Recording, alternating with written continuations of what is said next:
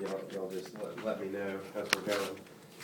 But with that being said, I mean we're gonna hit a lot of issues when we're going through this. I mean you guys are gonna, by watching me see the way my hermeneutic functions, you're gonna see kind of what's happening here, and I'm hoping to show you, for you to be able to see yourself and learn, kind of watch how the author's communicating meaning, what the author's doing.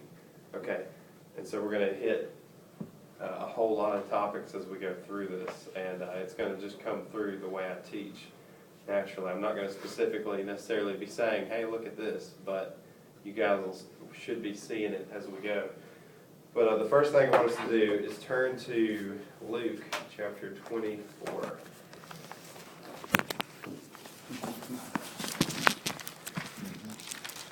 All right, so you guys, some of you probably know what I'm doing here, but Luke 24, verse 27. Someone read that.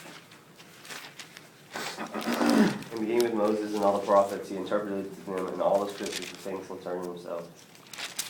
Beginning with Moses, with the law, with the prophets, he began telling them all the things concerning himself. Okay, so there's two things I want to look at here. First off, what are the two different documents he mentions? Moses and the prophets. Yeah, so you've got the law, you've got the prophets, right? Did you mention a third, or is that it on that one? Skip to verse 44. Exactly. Now turn to verse 44, and someone read that. Then he said to them, these are the words which I spoke to you while I was still with you, that all things must be fulfilled which were written in the Torah and the prophets and the Psalms concerning me. He's mentioning three different things here. Okay, there's going to be some debate over people. We term this the law, the prophets, and the writings. Is the way we normally communicate this. Now, what I'm going to argue for, and normally no one argues over this, but we're going to start here at the law. And the law is the Pentateuch, it's the Torah, it's the first 5 books of the Bible, right? I'm going to argue that originally there was no such thing as 5 books. It was 1 book. They always refer to the Torah as the Torah. I'm going to say there is no Genesis, Exodus. It's 1 book, 1 unit. And through what I'm going to show you today, I think you guys are going to see why I say this is 1 unit. You know, there's a big, I can give you a complex argument over it, but it's not worth our time to go into that, because we're going to try to hit the meaning of the text more than we are just arguing over the details. But what we're going to do here is we're going to start with the law, okay? And so Jesus is saying, I'm going to tell you about all the things about me and the law, the prophets, and the writings. Okay, so a lot of times, Christians, we struggle over the idea. We say, so how do we preach Jesus from the Old Testament? You know, is it something that we do through wishful thinking? Do we just kind of try to spiritualize everything and stuff Jesus under the rocks? You know, is he really not there? You know what I'm saying? Like, we see all kinds of mishandling of the Old Testament because people don't know what to do with it. And gracefully so, I do understand, because it is a complex text that requires thinking, you know, it requires time, absorption. God's designed it, I would argue, to where it's not something that you can just flippantly read one time like a systematic theology, then you're good to go. It's something you have to read and reread and interpret and work with, and then you're going to find the meaning that God has intricately built into it. But Jesus is saying, so there's stuff in here written about me, and what we're going to try to do in this class is show specifically what he's talking about. You know, we're not going to spiritualize it. I'm going to try to show you how textually exactly what he's referring to when he says this. One other thing, I'll just give you another spot. Look at John chapter 1, verse 45, and someone read that to you. Read that to me.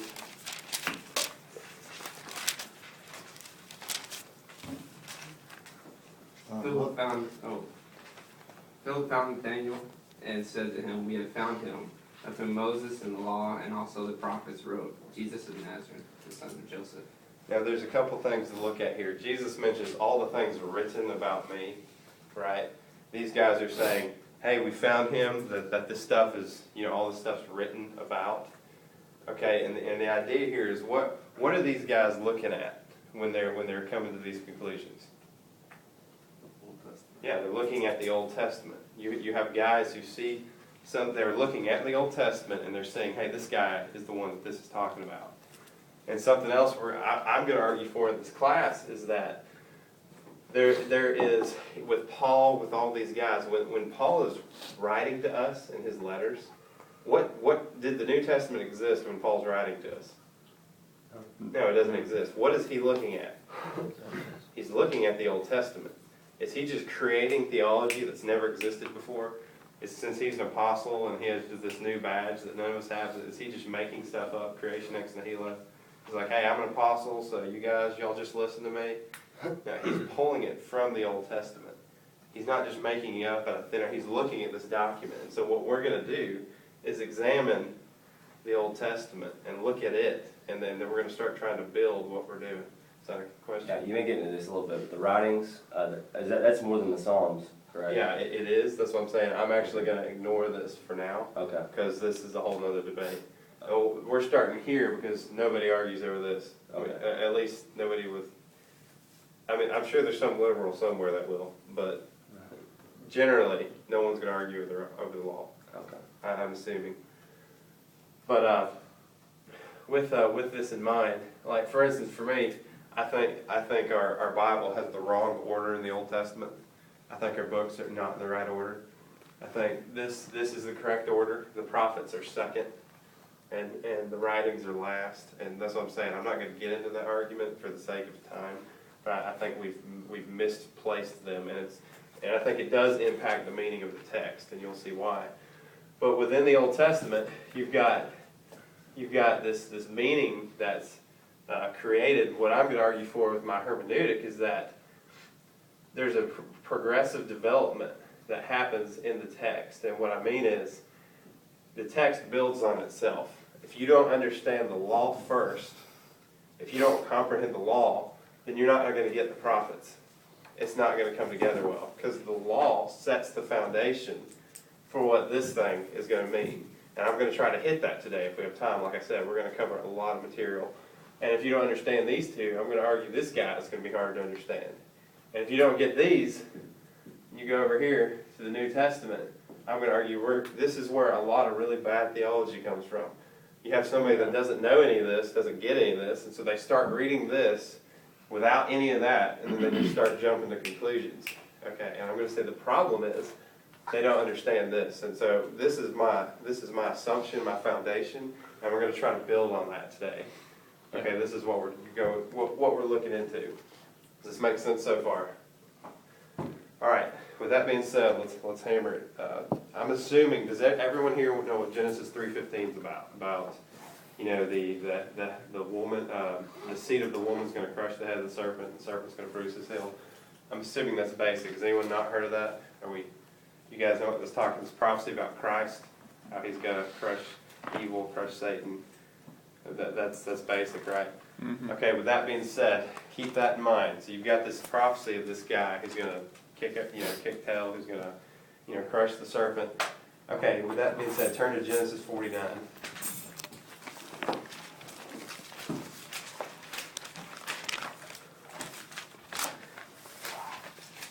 All right, so here we are, Genesis 49, verse 1. Someone read that to me.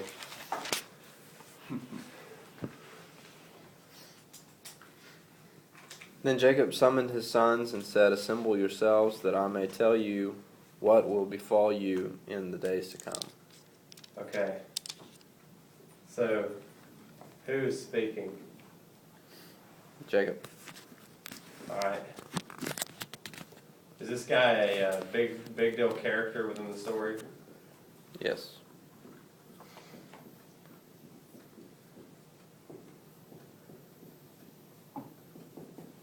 Yeah, Jacob's a pretty big deal. I mean, I'm assuming every one of us knows who that is and how he's a major character. All right, so we're going to start off here. Let's do this. You've got Genesis 49. You have a major narrative character speaking, okay? Was there a lot of narrative and dialogue and discourse that came before this? Oh yeah. Yeah, right. Let's just say Genesis. How about 40? How about the Joseph story, Genesis 39 to the end or something? So you've got a lot of narrative before it.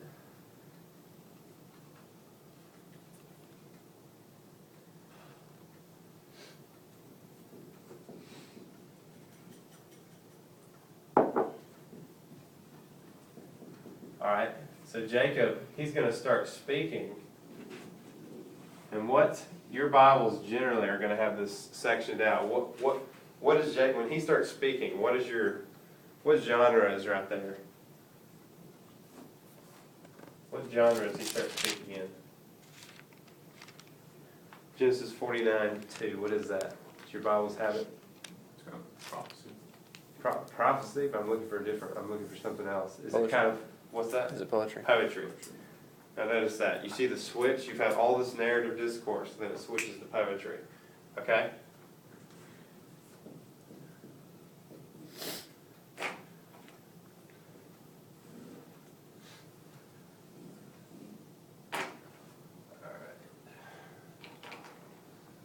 So I said I use a board because I'm going to try to make it as clear as possible. Okay, so you've got Jacob speaking. You've got after a narrative. You've got poetry. Now notice what he says. He says, assemble yourselves. And where it says, that I may tell you, I'm going to, in Hebrew, the first person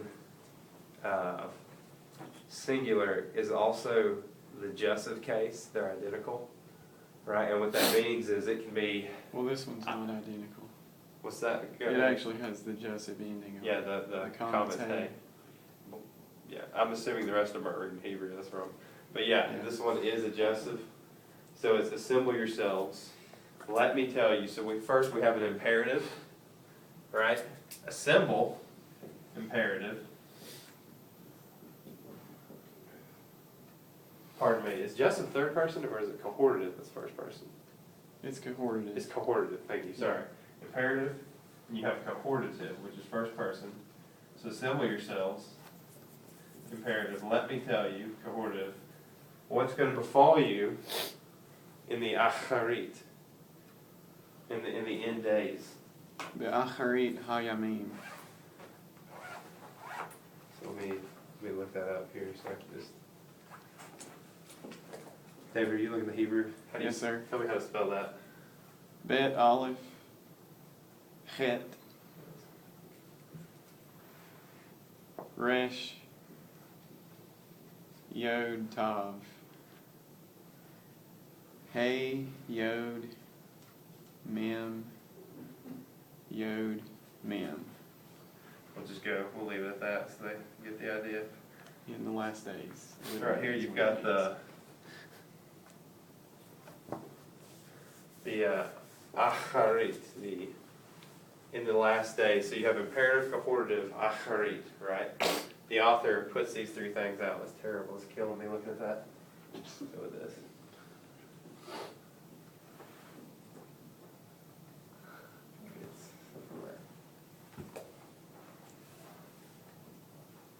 It's something like that. The acharit and yomaim, in other words, the last days. So you have these three things right here: imperative, cohortative, acharit. Okay. Question. Go ahead. Cohortative, can you explain that one more time? A cohortative is a first-person command. So an imperative is a second-person command. Imperatives it's a you do this. Okay. A cohortative is a me do this. So it's a first-person command. It's the opposite. So imperatives second person, cohortatives first person. Jussive is third person, and that's what I mentioned. I had that wrong. In English, we generally don't do cohortatives.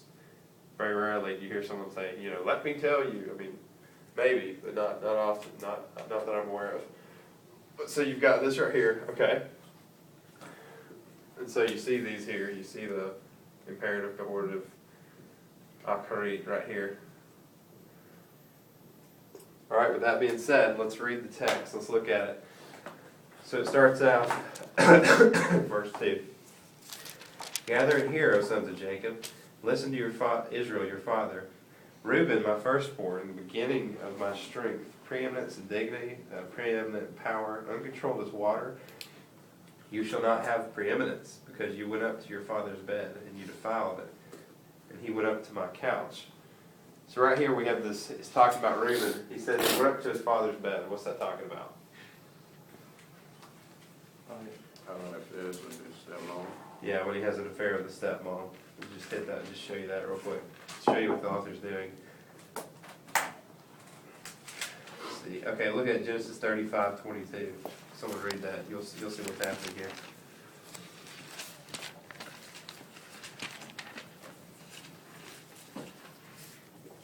35:22. Someone read that. While Israel was living in that region, Reuben went in and slept with his father's concubine Bilhah, and Israel heard about it. Right, so what is this prophecy talking about? It says, because you went up to your father's bed. So this prophecy is pulling straight from the narrative that was right before it.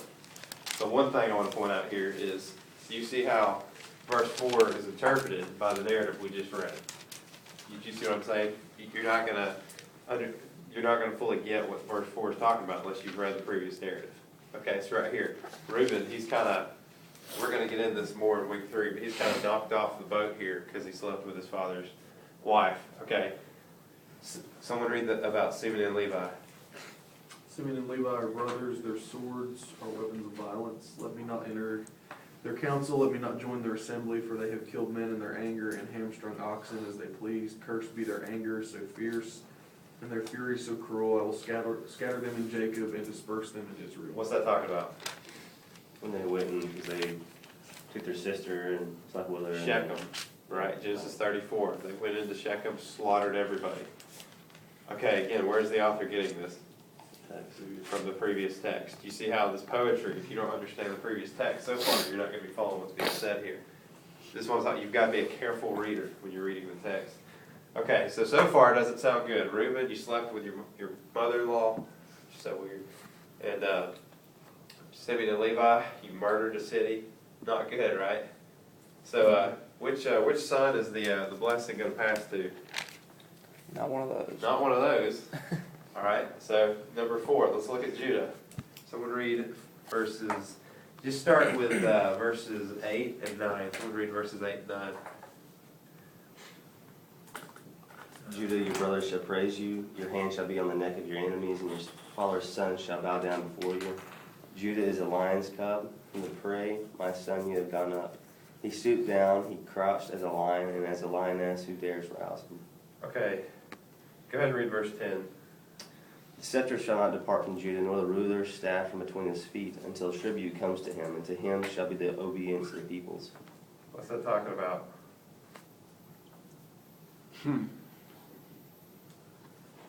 You guys know this. Someone go ahead and sort it out. Christ. How about Jesus? The last, can you expound on that a little bit? Probably not as good as you can. That'll work. This is not is this talking about something previously mentioned in the text? No. This is looking ahead. Yeah. It says, the scepter will not depart from Judah, nor the ruler's staff from between his feet, until Shiloh, which means to whom it belongs, comes. And to him shall be the obedience of the peoples. Yeah, this is talking about Christ.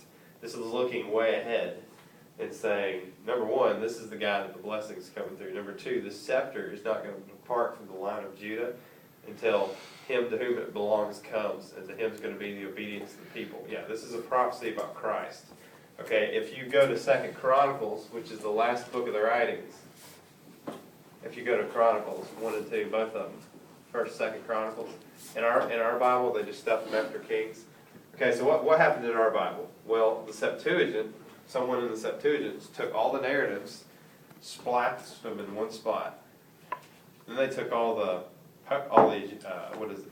poetry, all the wisdom literature, splashed it the second spot. And then they took all the prophets and splashed it at the end. Okay, that's not the original design, I'm going to argue, of the Hebrew Bible. Chronicles ends the Hebrew Bible. What is the whole book of Chronicles about? It's about one people group. It's about Judah. The Jews. Yeah, it's about the tribe of Judah. When you read it, it doesn't even talk about the other Israel, any of that. It focuses on Judah the whole time. Yeah. And it's preparing you. You're looking for a king coming from Judah. Okay, so that's a different story. We're not going to get off on that.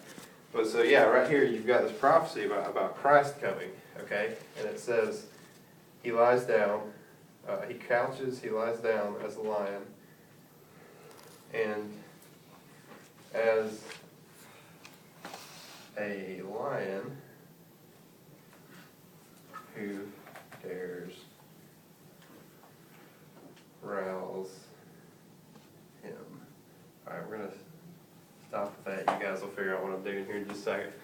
Alright, so we see this, right? You guys got that so far? You got this prophecy about Christ right here in Genesis 4. Now, most people are aware of that. Okay, not as many people are aware of this. Turn to Numbers 24. Tell you what, actually, David, you turn to Numbers 22 and read the first 3 verses and tell me what's going on.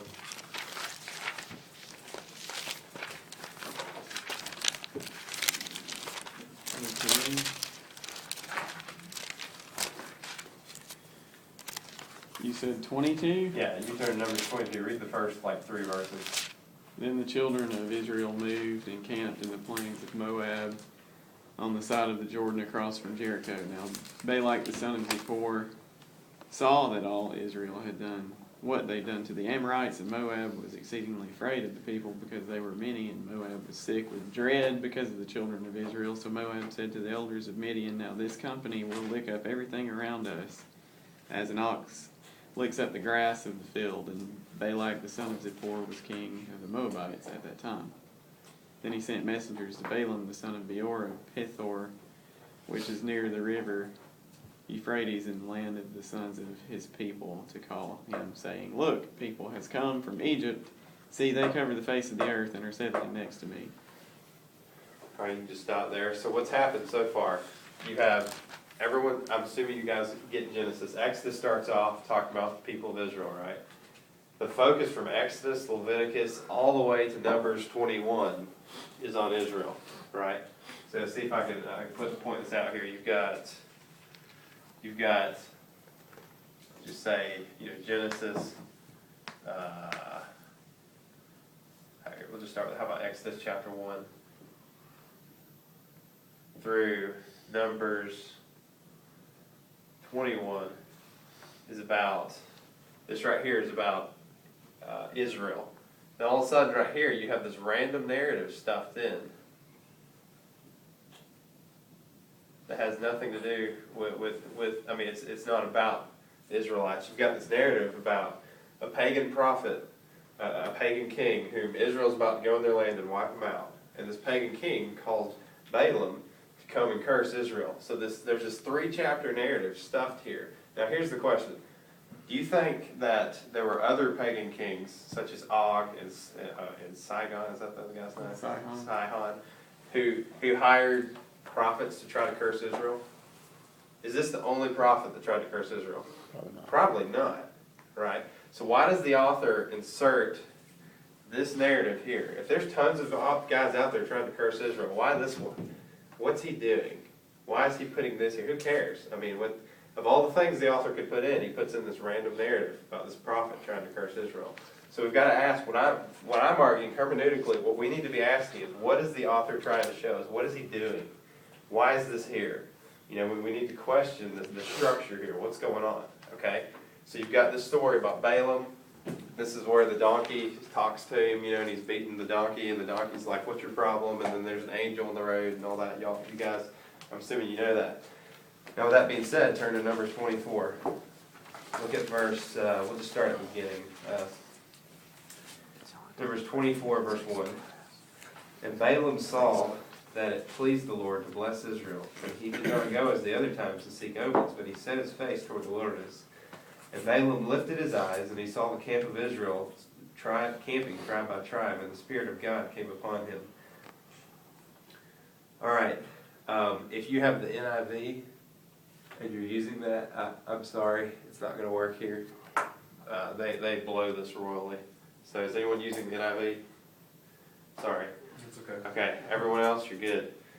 So let's go with verses 3 through 9. And I want, tell you what, Curtis, read verses, well, I'll get you to read in just a second. Okay, he starts up, he took his discourse and he said, "The oracle of Balaam, son of Beor, the oracle of the man whose eyes have been opened, the oracle of him who hears the word of God, who sees the vision of the Almighty, falling down yet having his eyes uncovered." So it sounds pretty intense, right? Like this guy's, I mean, his eyes are being uncovered by God. Something big's going on here. Okay, Curtis, start reading verse 5 to 9. How lovely are your tents, O Jacob, your encampments, O Israel, like palm groves that stretch afar, like gardens beside a river, like aloes that the Lord has planted, like cedar trees beside the waters. Water shall flow from his buckets, and his seed shall be in many waters. His king shall be higher than Agag, and his kingdom shall be exalted. God brings him out of Egypt, and is for him like the horns of the wild ox. He shall eat up the nations, his adversaries, and shall break their bones in pieces, and pierce them through with his arrows. He crouched, he lay down like a lion, and like a lioness, who will rouse him up? Stop right there. Okay. What did it just say at the end? Same thing as Genesis 49. He couches. He lies down. In the Hebrew, you have an almost identical structure here.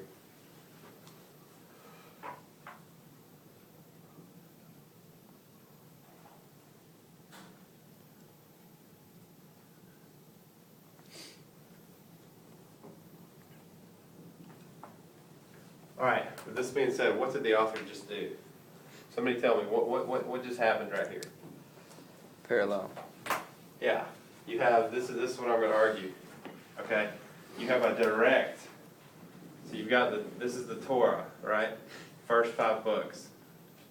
Right here in Genesis 49, you've got this prophecy about Christ, and all the way over here in Numbers 24, you've got this prophecy. And the author uses this lion thing twice, directly connects these two. You understand what's happening here? He's directly stitching these together. So what was just said over here is going to be directly connected to this right here. Okay? This is what I call a branch of theology, or whatever. This is what I would call compositional theology. You see the way the author has composed the text. He just linked these two spots. Okay? These two things are linked together through, just identical phrase here. Now, with that being said, look at what Curtis just read, okay? Verse 7, his seed will be by many waters. His king shall be higher than Agag. His kingdom shall be exalted. Who's this talking about? Go ahead and spill the beans here, somebody. Yogi. The king. You'll be my Sunday school answer, man, okay? Just every time I call you, just say Jesus. Okay. What's up, man? With that being said, verse 8, God brings him out of Egypt. Has anyone ever struggled with Matthew 2:15? Okay, boom, right here. Matthew 2:15, and this was fulfilled, so that what it said, God brings him out of Egypt, would be fulfilled. Numbers, this is what it's talking about. The prophet Hosea is looking at the Torah, and he sees this prophecy about the coming king coming out of Egypt, and that's what he's talking about. Matthew 2, have any, Les shook his head, has anyone else struggled with that? You know what I'm talking Talking about? about out of Egypt, I call myself. Yeah, I've heard a lot of absolutely. really crappy answers about it. Yeah, well, this is what Hosea is talking about. Hosea is looking, he's a prophet, okay? Guess what Hosea is looking at? The Torah. You understand what I'm saying from left to right here? Hosea is looking at the Torah. Out of Egypt I called my son. I wrote a 15-page paper on it. If you want to take a look at it, let me know. But that's what Hosea is talking about. Okay? Moving forward, he will devour the nations who are his adversaries. He will crush their bones. He will shatter them with his arrows. He lies down as a lion, and as a lion, who dare rouse him? Curtis, finish the end of the verse. Blessed are those who bless you, and cursed are those who curse you. Anybody? Does that ring a bell? Yeah. So what just got linked? Genesis 12. So what was that? Blessed. What did you put the last? Right? Yeah, Genesis 12. The author just stitched these two together. So now you've got this guy, he's composed, the author has compositionally stitched him to Genesis 12 and to Genesis 49. He's linked to both. This guy who's going to devour the nations, everyone who blesses him is going to be blessed. Everyone who curses him is going to be cursed. God bringing him out of Egypt. You see what's happening here? You see how the author is working? If you're reading this and you don't pay attention to what's happening, you're going to pick up on this. No, you're going to miss it. God's looking for observant readers who are catching what's happening here. So now these two are linked, and we're just gonna keep swinging. Okay. With that being said, let's keep going. Verses 10 through 14. Then Balak's anger burned against Balaam. He struck his hands together, and Balak said to Balaam, I called you to curse my enemies, but behold, you have persisted in blessing them these 3 times. Therefore, flee to your place now. I said I would honor you greatly, but behold, the Lord has held you back from honor. And Balaam said to Balak, did I not tell your messengers whom you sent to me, saying, though Balak were to give me a house full of silver and gold, I could not do anything contrary to the command of the Lord, either good or bad, of my own accord. What the Lord speaks, that I will speak. And now, behold, I am going to my people. Come, let me advise you what will happen to you in the Acharit. What just happened? And linked it again. Same exact phraseology. Same exact phrase. Come, imperative. Let me advise you, cohortative, what will happen to you in the Acharit. So now we have another link, right? By the way, I forgot to even mention this. Okay, who's the major narrative character here that's speaking? Balaam. Balaam. In this random narrative that's been inserted, so we have a narrative, a new narrative that's been introduced here about Balaam, you know. And what is he speaking in? Poetry. Poetry. I mean, does this guy strike you like it does me? I think God's intentionally trying to show us something here. This is huge, okay? Now this gets even more exciting. Let's read what it says next, okay? I'll read the first 2 verses again. The oracle of Balaam, the son of Beor, the oracle of a man whose eyes are open, the oracle of him who hears the word of God, he acknowledges the Most High, who sees the vision of the Almighty, falling down yet having his eyes uncovered. Where did I just read that? Would you? Yeah, I will write the poetry I read right before this, in verse 2, verse 3 and 4. So now we have the same poetry identically, the same identical beginning of both these points. So what's the author cueing us into here? He's about to be talking about the same guy again. Do you understand how I've come to this? He mentions the same thing twice, and so now he's linking these two together. These 2 points have just been linked. This stuff's right in the middle, stitches these together. Okay. Someone read verse 17. I see him, but not now. I behold him, but not near. A star shall come forth from Jacob. A scepter shall rise from Israel, and shall crush through the forehead of Moab, and tear down all the sons of Sheth. I see him, but not now. Is he here at the moment? No. I behold him, but not near. So somebody's coming in the future.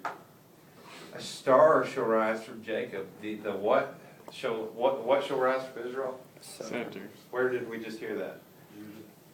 Genesis 49. Judah. Scepter shall rise from Judah, and he's going to do what to his enemies? He's going to crush them.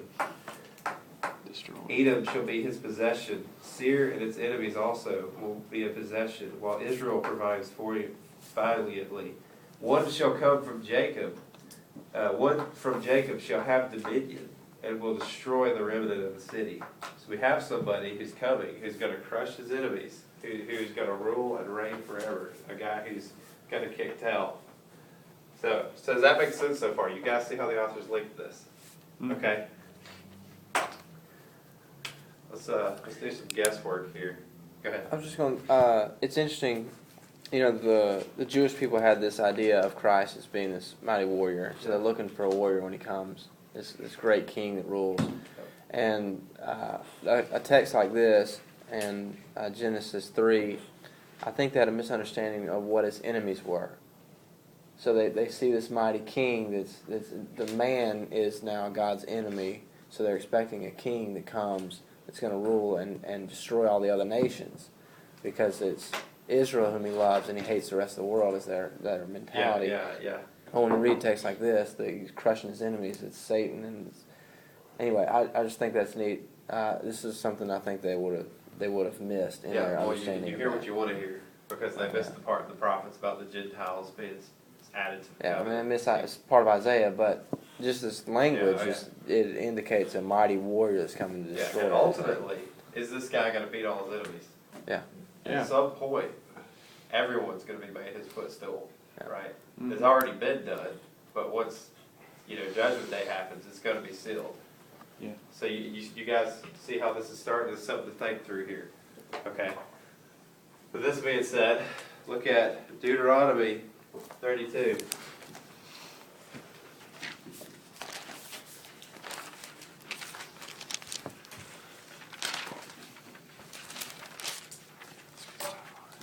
Anybody guess what's gonna happen here?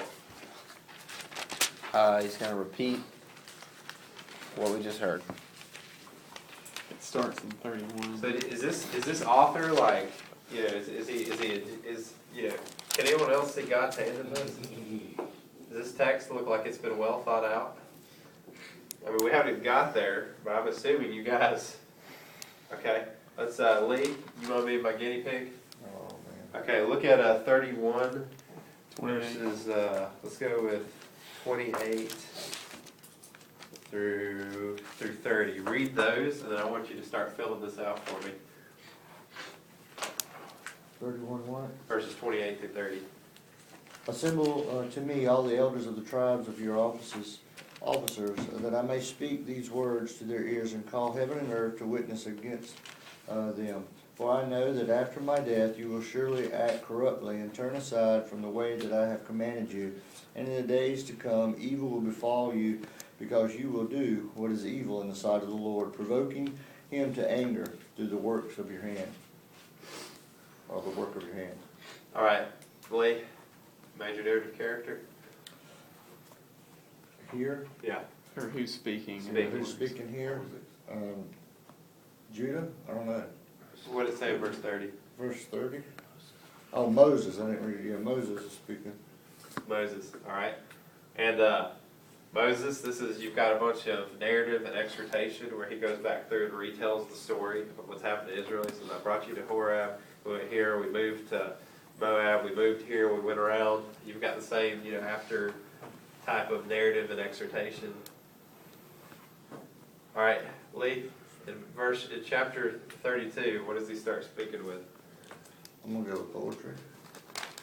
And in verse 20, yeah, I mean, I know it's cheating, but it's just, what do you do? I mean, it's the author's You can even tell by the way they have formatted the actual text. Yeah. Mine Okay. looks the same. And what, in verse 29, or verse 28, what was the first word of verse 28? Oh, hold on, man. I've already flipped through. Verse 28. 31. Yeah, symbol. What is that? That would be an imperative. And that I may tell you, again, they're screwed it up. The chord, let me tell you.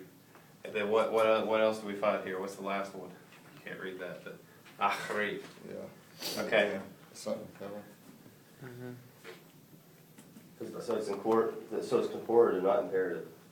What's that? It's first person. The first one one's is imperative. imperative. The second The one. second one, let me Let me speak. say. Yeah.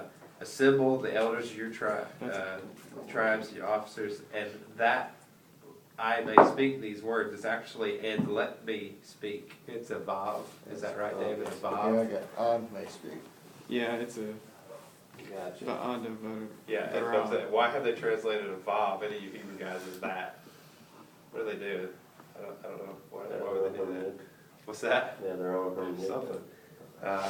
And let me tell you, yeah, so these three things. Okay. On week 10 or 8 or 9 of our study here, we're going to hit Deuteronomy 32 through 34, so I'm not going to do that right now. But what do you think this is going to be about? Is anyone going to guess what you're going to find in here? In Deuteronomy? Pushing this out. something about the Lion King, probably. That's it, guys. That's it, yeah. In this last section, in the ending of the Torah, you're going to find that Deuteronomy is the most complex and advanced one. The other ones are a little shorter. This one is like 3 chapters. It's Deuteronomy 32. He restarts the poetry. In Deuteronomy 33, And in Deuteronomy 33, look at Deuteronomy 33, verse 20. And we're not going to get into this today. This is what I'm saying. We've got to build a foundation before I can show you what the author's doing. But here it says, and he said of Gad, bless the one who enlarges Gad. He lies down as a lion, tears the crown off the head. He provides the reshit, the first part for himself.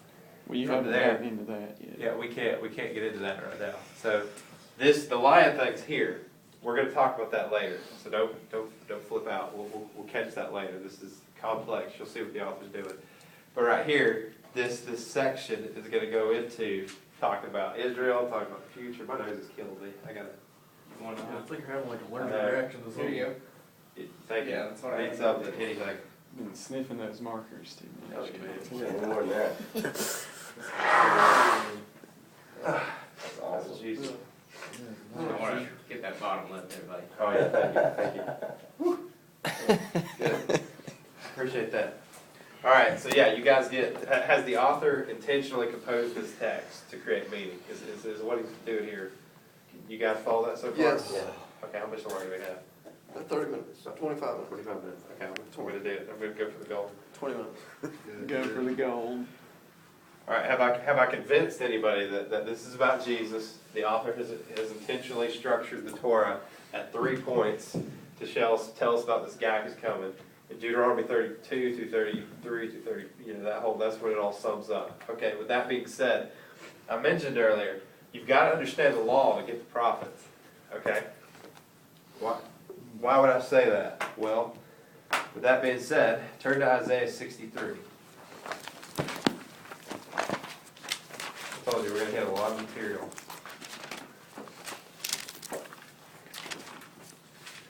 Isaiah 63. Isaiah 63. All right, so someone read verses 1 through 4.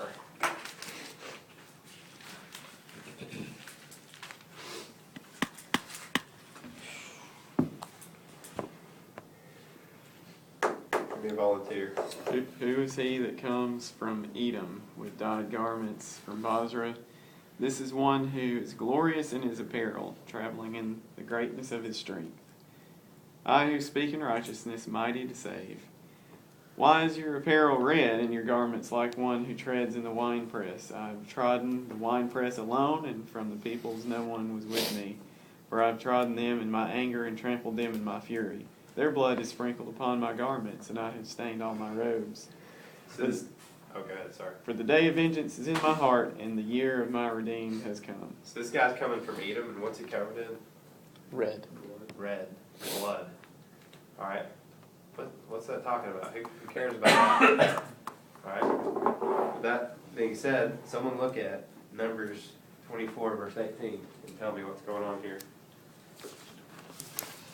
What was the numbers what? Numbers 24, verse 18. Someone tell me, who cares? There's a guy coming from Edom covered in blood. What's that matter?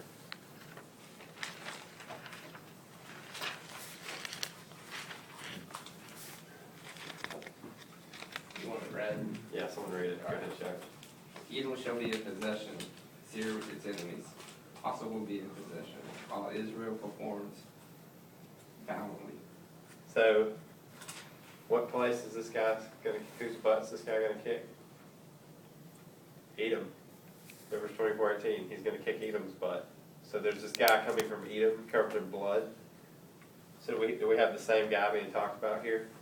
Okay, with that being said, one who is majestic in his apparel, Isaiah 63, turn back there. It is I who speak in righteousness, mighty to save.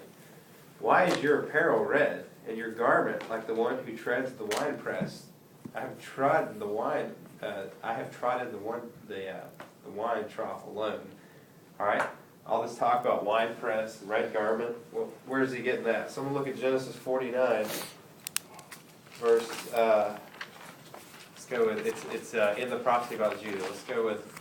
Go ahead, and just read the whole prophecy about Judah. Let's see. Les, did you read that? Genesis 49. 49? Yeah, the verses. Yeah, 5 through 7. Yeah, is it 5? It's I think 5 5 through. through- I think. He said the NIV though. Okay. I don't know if he's- Probably Yeah, I just didn't have about- that. It works here. Go ahead. All right. Simeon and Levi are brothers, their swords are weapons of violence, let me not enter their council, let me not join their assembly. Do 8 through 12. Fine, be more specific, come on. Judah, your brothers will praise you, your hand will be on the neck of your enemies, your father's sons will bow down to you. You are a lion's cub, O Judah. You return from the prey, my son. Like a lion he crouches and lies down, like a lioness who dares rouse him. The scepter will not depart from Judah, nor the ruler's staff from between his feet, until he comes to whom it belongs. And the obedience of the nations is his. And do 11. He will tether his donkey to a vine, his colt to the choicest branch. He will wash his garments in wine, his robes in the blood of grapes. So what is his robe stained with? Wine, grapes. Okay, someone talked about Isaiah 63. What did we just find in Isaiah 63 about this guy? It's the same guy as What's he prophesied treading? in Wine presses. Yeah. What's he covered in? wine, Wine and Blood. the blood of grapes. The blood of grapes. So now we have, let me get my magic chart out again. Let's see. I'm going to have to do this a little differently, I guess. So this is the Torah. You've got G49. You've got N24. You've got D 31 through 33. Bingo. All right, so you've got Isaiah 63. That was funny. Isaiah 63. With that being said, he just connected through Edom. The author just connected this guy to Numbers 24. Then he talks about treading the wine press. Let's put wine. It's not allowed. He went to see Jesus be kicked out of our school, but Genesis 49 right here. He's connected. You see these two. He's just been linked to these two scenes. Okay, what do you think's about to happen here? Probably the same thing. I had to guess. Mm-hmm. Compositional theology. All right. Let's see. Look at verse 4 of Isaiah 63.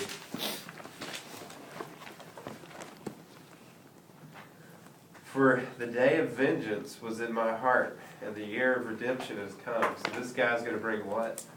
Vengeance. Vengeance. Okay, look at Deuteronomy 32. Let's see. Let's just go with. Let's go with Deuteronomy 32 verses 33 to 35. Okay. Their wine, and he's talking about the Gentiles here. Their wine is the venom of serpents and the deadly poison of cobras. It is laid up in the store with me, sealed up. Is it not laid up in the store with me, sealed up in the treasury? Vengeance is mine, and retribution. In due time their foot will slip, for the day of their calamity is near, and the impending things will hasten upon them. Okay. So Yahweh's speaking, and he says, I'm going to bring vengeance upon the Gentiles. Is Edom. It's one of the nations, right? Right. That's being prophesied about. Look at verse 41 as well. If I sharpen my sword and my hand takes hold on justice, I will render vengeance on my adversaries. I will repay those who hate me. So here we've got Yahweh talking about bringing vengeance on his adversaries, on those who oppose him. This guy in Isaiah 63, what's he bringing vengeance on? He's bringing vengeance on the nations. You see what's happening here? The same words being used in both spots. This guy, he's coming from Edom. He's covered in blood, and he's bringing vengeance. And here in Deuteronomy, God's saying, I'm going to bring vengeance on these nations, on the enemies. You know, the ones who are opposing me. I'm going to have vengeance on them. So how is that coming to fruition? Well, it's coming to fruition through this guy. He's the one who's going to pull this together. Does that make sense? You see what's happened here? Mm-hmm.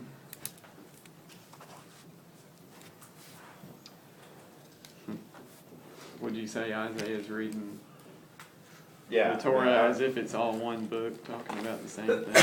Oh yeah, by the way, my argument about the Torah being one book, do you see why now?